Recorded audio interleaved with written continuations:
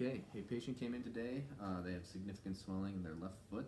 Upon inspection, I noticed that there is significant swelling, bruising, and palpable crepitus on the lateral malleolus.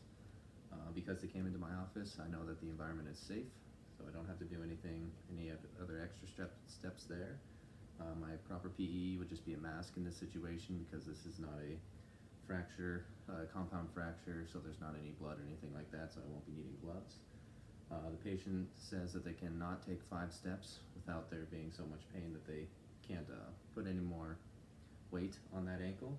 So based off the patient history, I believe that this is probably a fracture in the lateral left malleolus or ankle.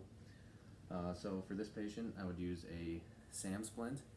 I don't currently have one, but I've made this little representation of one. So I would first form as much as I could to the patient's leg and put it into a U shape so that I can support both sides of the ankle to provide maximum stability. As I put it on, I make sure that it is on both sides of the joint, like I had said, on both sides, so the lateral and the medial side of the ankle. When I am taping down or using pre-wrap or some gauze to secure the splint, I will start at the top or most proximal part of the splint and work my way down.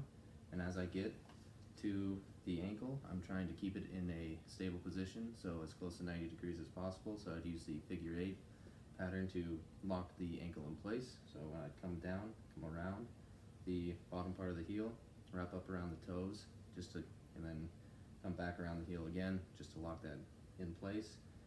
And as I'm coming down, I want to make sure that I'm stabilizing the splint as much as possible to restrict the motion and to provide stability, but without cutting off any circulation. So after I have the splint on, I will check for sensory. By doing that, I'll have the patient close their eyes. I'll grab a toe, see if they can tell me which toe I'm grabbing. I'll check circulation by pinching each toe and looking for the capillary response or refilling. And then also I will check to make sure any other vitals that they have, so blood pressure and stuff like that, check for any shock that they may be going through, making sure that their mental awareness is there and everything's good with that.